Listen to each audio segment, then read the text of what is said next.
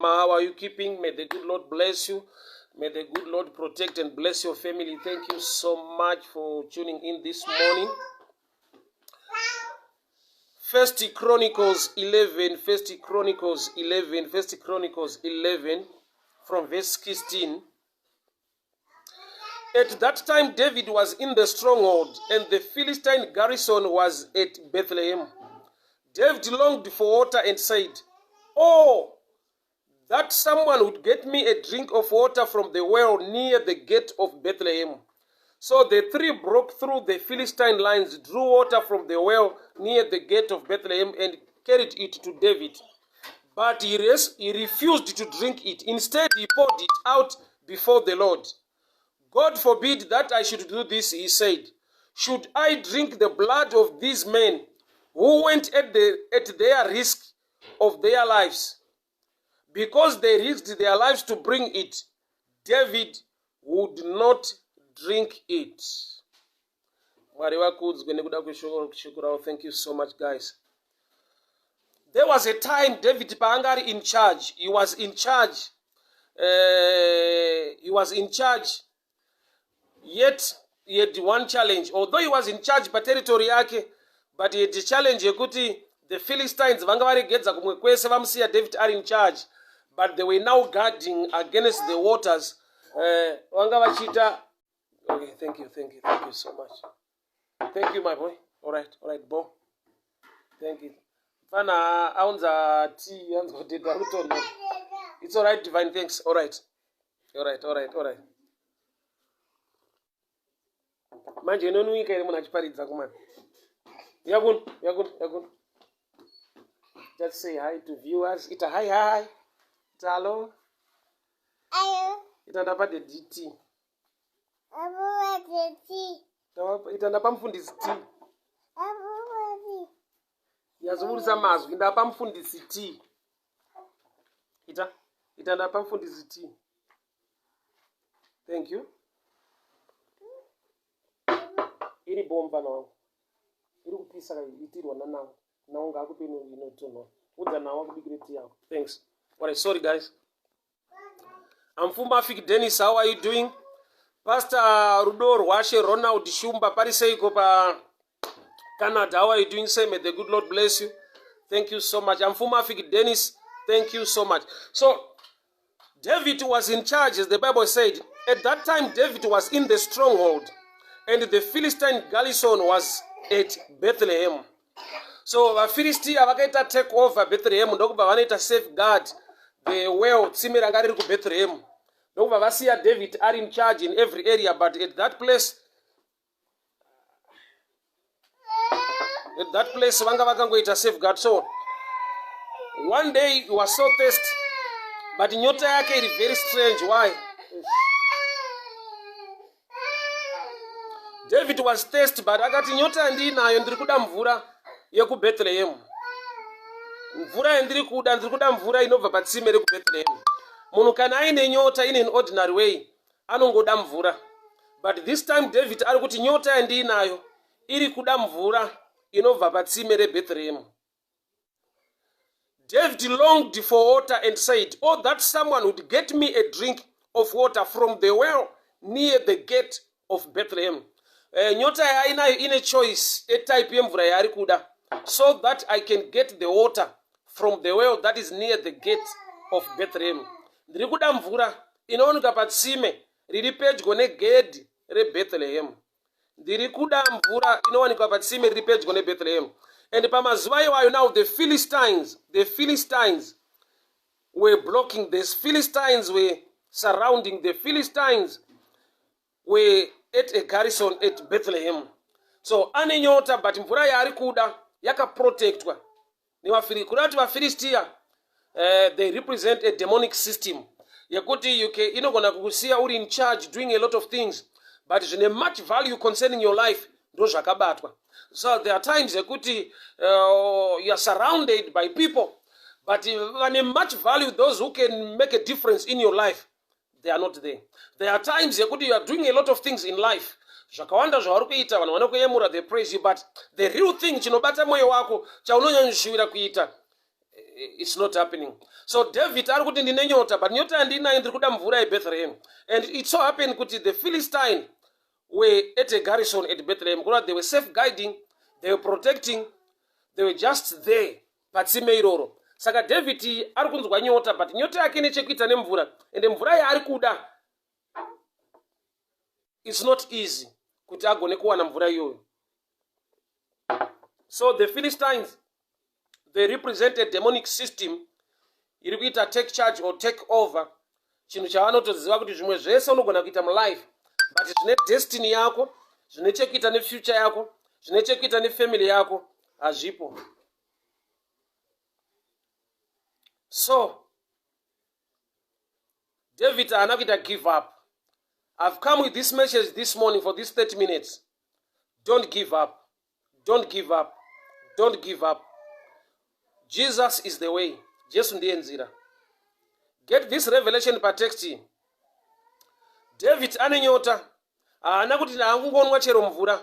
But nyota iri maari yakamuudza kuti I will only be satisfied kana wanwa mvura yepatsime reBethlehem. David ane nyota. Nyota iri maari ine choice yemhando yemvura yaari kuda. Kureva kuti in life une zvinhu zvaunogona kungotora uchingoti anyway, so long life. But the real thing that matters chaunoda muupenyu, wakasvika pakuchiignore ukati zvinofunga zviitike, ndofunga izvi hazvinyatsobuda, rega ndingoitawo zviripo, ndingoidhilawo nezviripo. But I've come to challenge you this morning. There is something designed by God. Pane chawakarongerwa chakanakira upenyu hwako. The best life iri designed. Jesu anoti I've come to give you life and life in abundance. Kuda kuti hasingopa life chete, but kune type ye life, zoe, the God kind of life. Saka David pano ari kunzwa nyota, but mvura yaari kuda iri protected. Mvura yaari kuda ine vadzivisi, ine vanhu vakagara pairi. Osa there are times yekuti there is a demonic system yakamonita upenyu hwako, ikati regedzai abate zvimwe zvese, aite zvimwe zvese, but pane chekuita neupenyu hwake panounza turn around neblessing, ndo pari kuda kunogara ipapo. But David haana kuti because the Philistines are against me, the Philistines, they are safeguarding or they are at a garrison or protecting or defending the waters dripper Bethlehem, I'll just quit. There were three guys. There were three guys vaakatuma. So the three broke through the Philistine lines, drew water from the well near the gate of Bethlehem, and carried it to David. David had three men. He had three guys. Vakati aiwa mamba, mungarambe muine nyota yakadai. Regai tinotora mvura yacho, no matter nzvimbo iyo ine maPhilistine soldiers vari kuita safeguard vakagara ipapo, but you are going to get there. Tichasvika ikoko ende mvura iyi tichadzoka nayo. Varume ava vakaenda ndokusvikochera mvura patsime iroro, vakadzoka nayo kuna David. Varume ava vakaenda kuBethlehem, vakasvika pagedhi iroro, vakachera mvura, vakauya nayo kuna David. David haana kunwa mvura iyi. Zvanzi akaidurura pasi akati handinganwi mvura iyi nekuda kwekuti varume ava variska upenyu hwavo. Mvura iyi inomirira, inorepresenta ropa. It represents their blood or their life. He refused to drink it. He poured it out before the Lord. God forbid that I should do this, he said. Should I drink the blood of these men at the risk of their lives? Because they have risked their life to bring it back, David would not drink it. So to David now, this water represents blood. I'm sure you can quickly get the revelation. This water, yacherwa patsime reBethlehem, to David, it represents blood. Bethlehem, it means house of bread. And Jesus is the bread of life. And Jesus ari kuberekwa muBethlehema reJudea. So to David, vanhu vari kuuya nemvura iyi, haisi mvura. Vanhu vari kuuya the prophetic message for the New Testament church, kuti your hunger and your thirst in all matters of life and murwendo rwokunamata kwako, you must be thirst concerning issue ye relationship. Blood means relationship. Blood is a shadow picture yeropa raKristu akaberekerwa Bethlehema rikaitwa shed for humankind to be saved. So David paari kuti this water represents blood. In other words, he is saying, pazvinhu zvese muupenyu zvekunamata, uchaona kuti the devil is not worried when you can get land, when you get property, you can get a family. But the devil is worried. The devil will safeguard and protect you against understanding the revelation of family, the revelation of the blood. Why? Because when you are part of the family, you now have a right. When you are part of the family, you belong to the family, you now has a right to operate as a son, which means identity crisis is the number one weapon the devil wants to use against the church.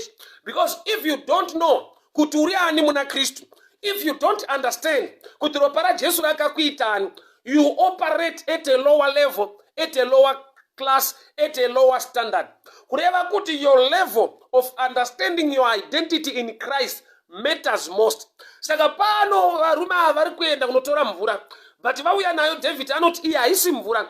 It represents the blood, and blood makes a family. Zvoreva kuti David ari kuti pazvinhu zvese zvekunamata, you must get this thing first. Why? Because the devil will protect against this. Ande kugarden. Kugarden nyoka iri kutaura ichiti aichokwadi ere kuti Mwari anoti mukadya izvi munozofanana naye kudidi. Mwari ari kutya kuti mukadya munofanana. Or else the devil paanouya kuna Jesu achitemuta Jesu anoti, if you are the son of God, if you are the son of God. Kana Satani akauya nemiedzo kuna Jesu akatanga nekucheka identity akati, if you are the son of God, turn these stones into bread. Kana uri mwana wa Mwari, kana uri mwana wa Mwari. Kugarden reiden anoti Mwari vanototya kuti mukadya munozofanana. Yet munhu akasikwa nelikeness neimage yaMwari. So that the devil, when he wants to attack you, anotanga acheka your identity knowledge. Because identity crisis inoita kuti uoperate at a lower level.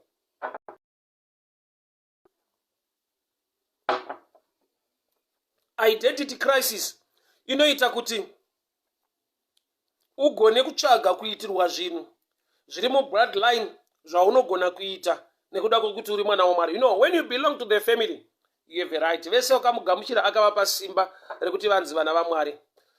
To know yourself in Christ is power.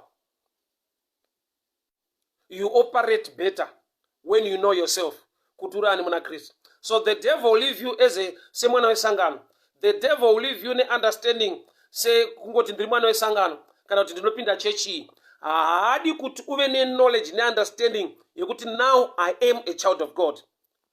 Now I am a child of God.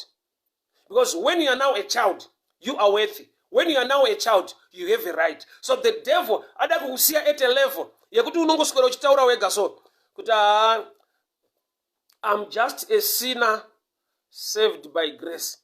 Uchiaterera mazwi aya anenge ane unyoro nekudzikira, but you are missing the mark. You are no longer a sinner. Because when you are saved, wabva kuna sinner. I just hear this statement. I am a sinner saved by grace. Actually, it's not a pikisana. Because if you are now saved, you are no longer a sinner. You are the righteousness of God through Christ Jesus.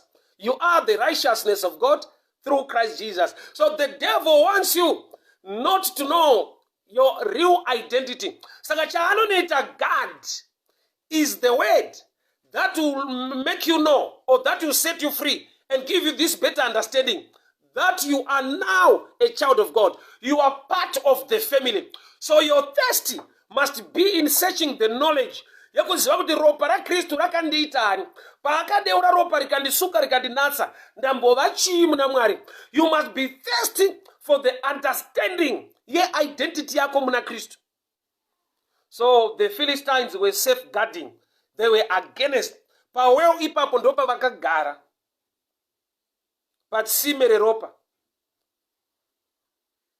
Patsime rinopa munhu kuti understand ukama hwake naMwari. Why? Because when you know your identity, it changes your prayer life. It brings in confidence in you. It brings in strength in you. When you know, ukaziva kuturiani, the devil does not want you to know. That's why akaisa vaFilistia. That's why akaisa vaFilistia. Patsime iroro. Why? Because anoziva kuti ukanzwa nyota, une dzimwe mvura dzaunenge uchingonwa, but kana mature, a better understanding, uchaziva kuti dzimwe mvura ndanwa, yes, but I want to drink water, ndoda kunwa mvura now, inowanikwa patsime reBethlehem. He doesn't want you. Saka anoisa vaFilisti kumwe matsime ese haana anokurwisa, unongonwa madiro, but pane tsime raanotoziva kuti apa akanwa apa zvinhu zvake zvaita. That's why David, zanzi varume apa vakaya nemvura, he poured it on the ground. Haana kuinwa. Why? Haisisiri mvura. Haisisiri mvura. Haisisiri mvura. Vanotaura vanoti blood is thicker than water. Chine much value is not water but the blood. Bhabho rangu rinoti Jesu paakabayiwa parutivi, ropa nemvura zvakaerera. David paatuma vanhu kunotora mvura, payasvika kwaari haana kuzoona iri mvura, ati iri ropa ndokubva aidurura pasi. Kureva kuti is getting the understanding yekuti Jesu paakabayiwa parutivi, patakawana tsime reropa, pakabuda mvura neropa parutivi rwaJesu. Saka David paari kuda mvura, atuma vanhu kunochera mvura kuBethlehem, pavauya naye ndokubva ati iropa. Kurati David is doing something prophetically, kuti muna Kristu mune mvura neropa rinopa upenyu. Ropa rinopa ukama, mvura inosustain upenyu hwako. Zvoreva kuti varume ava vakaenda vakandotora mvura, but yasvika kuna David yanga isisiri mvura. Yakati this is the blood. Akaidurura pasi. Why is he pouring down? Kana iye anga ari thirsty. Thirsty yake, it's not an ordinary thirsty. Nokuti chero thirsty iripo, you can drink mvura chero kwa waiwana. But thirsty yake, it's a prophetic thing. It's no longer a natural thirst. Saka paapiwa mvura ndokubva adurura pasi. Saka this is the blood. David is the father to Jesus. I'm sure you understand. That's why he's called the son of David. Jesus is called the son of David. Saka David paari kudurura ropa kana kuti mvura iri on the ground, ari kuti the son of David will come. Achabayiwa parutivi. Nyota ine ground earth represent human being. Munhu akasikwa kubva muguruva revhu. Jesu paachabayiwa parutivi, mvura neropa zvichaerera zvichienda paground. The ground was inenge iri thirsty, iri kunida the blood of Jesus kuti pave relationship. So man is a shadow picture of the ground, because man was created from the dust of the earth. Saka Jesu pachabayiwa parutivi, mvura neropa zvichaerera kubva parutivi rwake zvichienda on earth. Saka varume apa vauya nemvura, David aibata kapu ndokubva adurura pasi. Is doing something prophetic. Kuti Jesu paachauya, the son of David, ropa rake richadururwa panyika, nokuti ari thirst is the world or the ground. So David ari kuti to the church today, ungave nenyota yazvimwe zvinhu zvese muupenyu, nyota yesuccess in whatever area you want, relationship, financial, academics and whatsoever. The devil can sometimes leave you getting all those, but he will protect against you kuti utsvake chinoita nekuti uve relationship naMwari, uve understanding yeidentity yako. So the Philistine soldiers were at the well in Bethlehem. This is a demonic system. Iri kufighta chinhu chine much value mulife mako. I don't know whom I'm talking to, but get this understanding. There are times you are enjoying life, many things happening, but the real thing, ukava real to your life, the real thing chauri kutsvaka nekudesire kuchiitika muupenyu, ichocho charamba. Ichocho chakabatwa nevafirira. So this morning, I want us to pray. This morning, I want us to pray. What is prayer? Prayer is a spiritual hand that brings every promise of God to the earthly realm. Prayer is a spiritual hand that brings down, or that causes the manifestation of every promise to be on the earthly realm. Prayer is a spiritual hand that brings down every promise of God to manifest on the earthly realm. So David said these 3 guys, and they brought him water. Although the Philistines were there, but they could not stand these 3 guys. May God bless you to a level. No matter your enemies are standing against your business, against your relationship, but you just make it. Why? Because of the blood of Jesus, because of your relationship with God, because of the blood that was shed, and you have believed in him. He is the way. So despite the Philistines were there, but these 3 men broke through. I speak a breakthrough into your life. I decree and I declare a breakthrough over your financial life. I decree and I declare a breakthrough. Ngazviitike muupenyu hwako. Ivo vaFilistia vakagara patsime, vachanzwa kuti wakainwa, vachanzwa kuti yakacherwa mvura. You are going to get it. You are going to make it.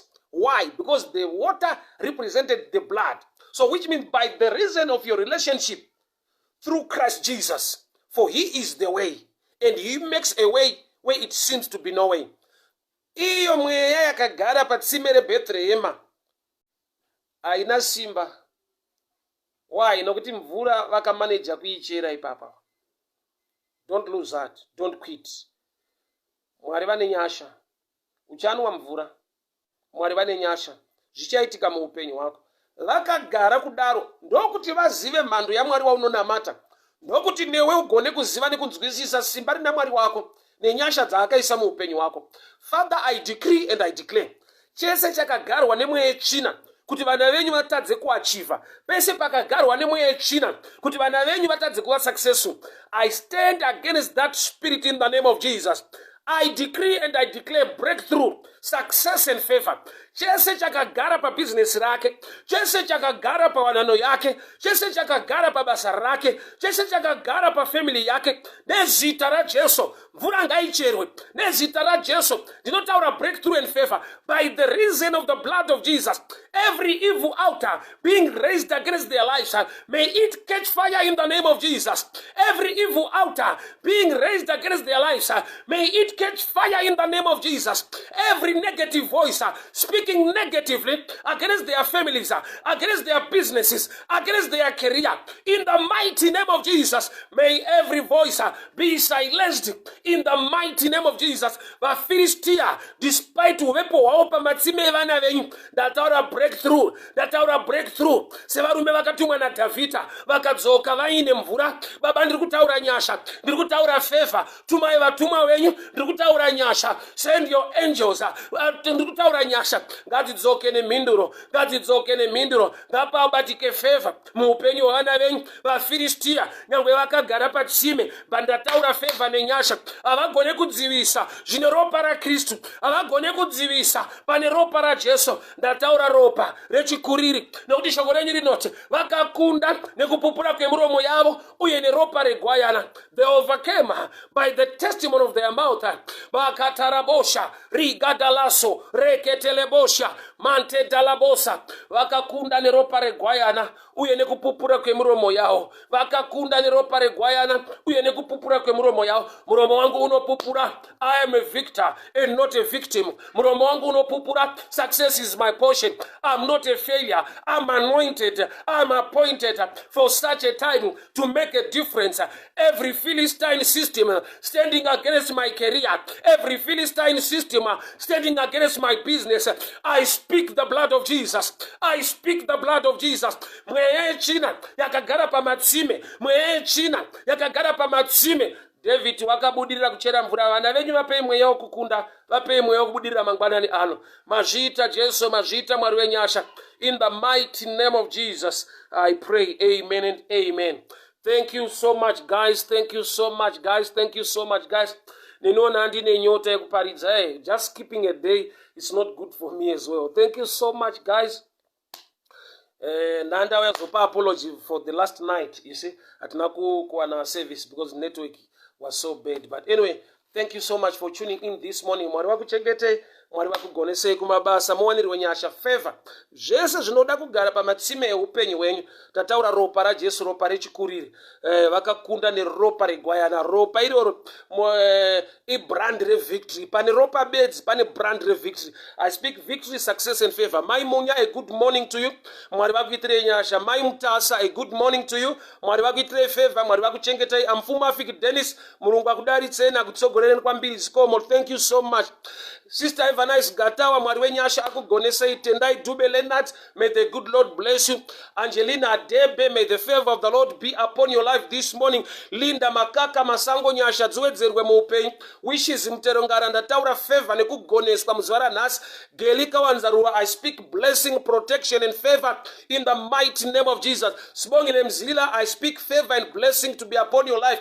Oh, Sergio Alexandra Ernesto, how is Maputo? May the good Lord bless you. May the blessing of the Lord be upon your family, be upon your work, be upon your life. Nyasha dzamwari dziwanzwe muupenyu. Favor nekubatiswa zvinoendeka nezita raJesu. Every plan of the Philistine, every demonic system guiding against every area yaunoshuvira kuti zviitike muupenyu, I speak blessing and favor. I speak a turnaround. You are going to make it in the mighty name of Jesus. Breakthrough be your portion this morning. Nyasha tapfumanei, I speak breakthrough and favor in the mighty name of Jesus. In the mighty name of Jesus. Brenda Mshambadzi, I speak breakthrough and favor in the name of Jesus. Rabo Shalabasanda, Reketelebo Shiata. Breakthrough and favor. Breakthrough and favor. You are going to break through by the reason of the blood of Jesus. You are going to make it by the reason of the blood of Jesus. You are going to have a breakthrough. Vafilistia vakagara pabasa rako, gavashaiwe simba, gavaneteswe. Ndataura favor nenyasha nezita raJesu. Mkoma chalebiri miri, a good morning to you. A good day to you. God bless you so much. May favor be your portion. Breakthrough over your life in the name of Jesus. Melody, I speak breakthrough. I speak success and favor. Your touch and the blessing of the Lord be upon your life. Daniel Mushangwe, I speak breakthrough. I speak favor in the mighty name of Jesus. Every plan of the enemy be scattered in the name of Jesus. Every plan of the enemy be scattered in the name of Jesus. Success and favor be your portion. Be blessed this morning. Nyasha muupenyu wenyu. Juliet Shinokopota, may the good Lord bless you. May the favor of the Lord be upon your life. Breakthrough this morning. Breakthrough in the name of Jesus. Breakthrough be your portion by the reason of the blood of Jesus. Rabo Shatalabosa, Rigadalabasuketaya, Menta Barato. Every Philistine garrison standing or guiding against whatever you want in life. Gavatame Kojino Gavatame. Gelika Wanzarua, blessing to you. Pastor Kudakwashe Mackenzie, bless you. May the good Lord bless you. Daniel Mushangwe, receive the favor and the blessing of the Lord. Shokoramari that David wakati ndirikunzwa nyota, but nyota andine ndirikuda mvura yeBethlehem. I want to drink from the well of Bethlehem. Kureva kuti andina nyota iri ordinary, andichada life iri ordinary, andidi life inosatisfy nezvinhu zvisina basa. I need the grace of Lord to be upon your life, to be upon my life. Ndine nyota but andisi kuda mvura yese. Ndine zvandiri kuda muupenyu but andidiwo zvese zviri ordinary. I want something greater, something bigger. Ndiri kuda chiombe, ndiri kuda chakakura, ndiri kuda chine nyasha, ndiri kuda chine favor dzaJehovha. Baba ndinonamata mangwanani anu. Vana venyu mvura yese yavanodziviswa kunwa nekuda kwevaFilistia. Ndataura simba rechikuriri. The power to break through. The power to break through. The power to break through against every Philistine garrison. The power to break through. Gavanwe mvura yavanoshuira. Gavararame zvavanoshuira. Gavasangane nezvavanoshuira. Wakaipanga anyadziswe. Ndataura simba rechikuriri. Nezita raJesu. For thy word says they overcame by the blood of the Lamb and by the testimony of their mouth. We testify success is our portion by the reason of the blood. We testify we are going to break through and make it by the reason of the blood of Jesus. Father, I pray over the viewers. I decree and I declare breakthrough be their portion in the name of Jesus. Success and favor upon their families, upon their lives, in the mighty name of Jesus. Thank you, Father. We honor you. We glorify thy name. We thank you, mighty God, because you are faithful, you are mighty. Shoko renyu rinoti vakavapa simba kuti vanzi vana vaMwari. vese vakamugamuchira akavapa simba. Thank you, Lord. Thank you, Lord. Thank you, Lord, for empowering your church, empowering your people. Thank you, Lord, by the reason of the blood. By the reason of the blood, we are going to make it. Success is our portion. In Jesus' mighty name I pray. Amen and amen. Thank you so much, guys. Thank you so much, guys. Thank you so much, guys. God bless you. God bless you. Good day to you. Muskwere munyasha mwari wakuchengete wagonese. We meet later in the evening. 9:30 later in the evening. 9:30. God bless you. Tisanganiswe manheru zvakare. Mwari wakuwanire nyasha. Mwari wakuwanire favor. Mugonwe kunwa mvura yepatsime reBethlehem. Not just ordinary water, but water with a difference. That represents blood, relationship. That represents blood, victory. That represents blood, favor. In the mighty name of Jesus. Amen and amen. Bye-bye. Bye-bye, bye-bye, bye-bye, bye-bye. This thing you have to know. Anyway, bye-bye, guys. Bye-bye. Thank you. God bless you. God bless you. Mwari wakuitire nyasha. Muskwere munyasha. Muchengetwe nashe. Favor iwe pamusoro peupenyu wenyu. Muzita ra Jesu Kristu eNazareta. Amen and amen. God bless you. God bless you. Amen. Bye-bye.